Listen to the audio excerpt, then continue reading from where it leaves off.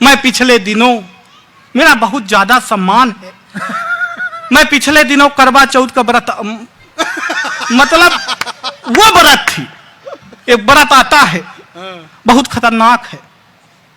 मेरे में एक फोन आया, बोले सर आजकल आप क्या कर रहे हैं? मैंने कहा मैं स्टेज शो कर रहा हूं, लगातार कर रहा हूं। तो बोली ऐसा है आप लोन ले लीजिए। मैंने कहा मैडम आप कहां से बोल रही हैं? बोली बजाज से। आप लोन ले लीजिए। मैंने कहा कि देखिए मैडम मैं लोन तो नहीं ले सकता, पर कल आपसे मिलने जरूर आ सकता हूं। ये कह के मैंने फोन रख दिया। अगले दिन सुबह ऑफिस गया, ऑफिस पहुंचा, मुझे पता नहीं था कि आज करवा चौथ का व्रत है। शाम 5 बजे मैडम का फोन आया, बोले आज ये उधर से आना तो चलनी लेते आना। मैं भूल गई हूं। मैं आनंद फानंद में तुरंत ऑफिस बंद किया और बाजार की तरफ बढ़ा। बाजार पहुंचा, दुकान वाला बस दुकान बंद करके जाने ही वाला था तो एक के साथ एक चलनी फ्री दे रहा था। मैंने चलनी लिया, बैग में डाला, घर पहुंचा, बैग रखा, बगल में फोन रखा और हाथ मुंह धोने अंदर चला गया। मैडम आई, बैग खोला, एक के साथ एक चलनी और थी। मैडम का दिमाग खराब, दूसरी किसके लिए लाया है? तभी उस मैडम का फोन आ गया, लोन वाली का। वो मैडम ने उठा लिया।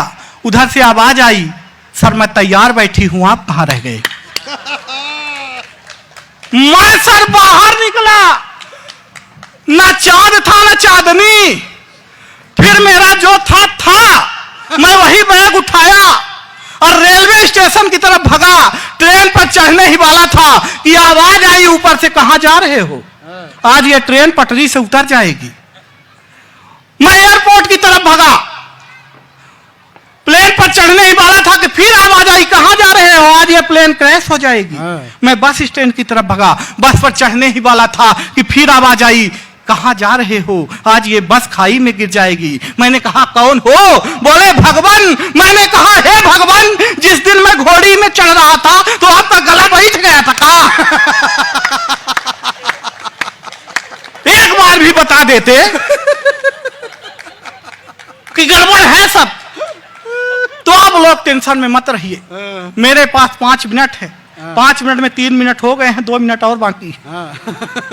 आप लोग टेंशन मत लीजिए। अकेला इकलौता मैं हूं जो टेंशन लेके खुद ही उधर से आया हूं। टेंशन सर आता कैसे? कोई टेंशन आपके पास ना हो तो टेंशन आ जाएगा। मेरे पास एक टेंशन नहीं थी।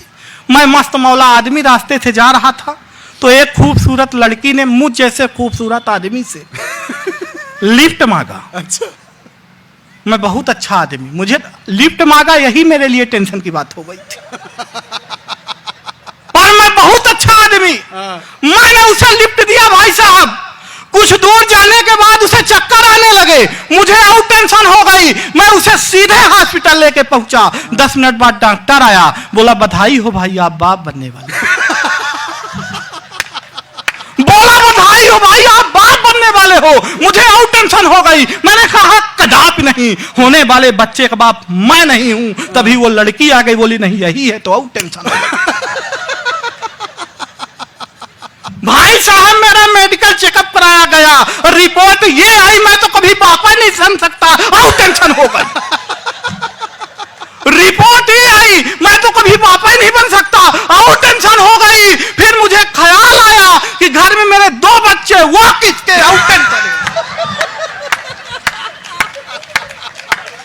जिंदाबाद।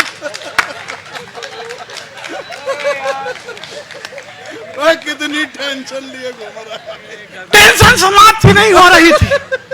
इतने में कौशिक जी का फोन आया, बोले बेटा तुझे इतनी टेंशन है तो तू मेरे घर आ। मैं इनके घर पहुंचने ही वाला था, एक छोटे से बच्चे से पूछा कौशिक दादा का घर जानते हो? बोला हाँ यही बगल वाला, जहां से मियां बीवी की लड़ने की आवाज आ रही है। मैंने कहा तुम उन्हीं के बेटे हो? बोला इसी बात पे तो अंदर झगड़ा चल रहा था।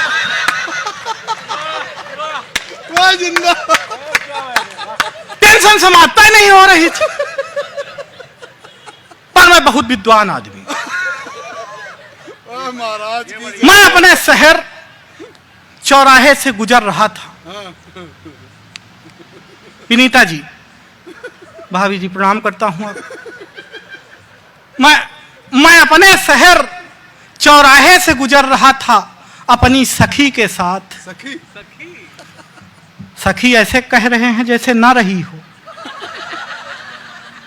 अपनी सखी के साथ गुजर रहा था तो पीछे से एक लड़के ने कमेंट किया, देखो देखो आलिया जैसी लड़की है पर कालिया के साथ।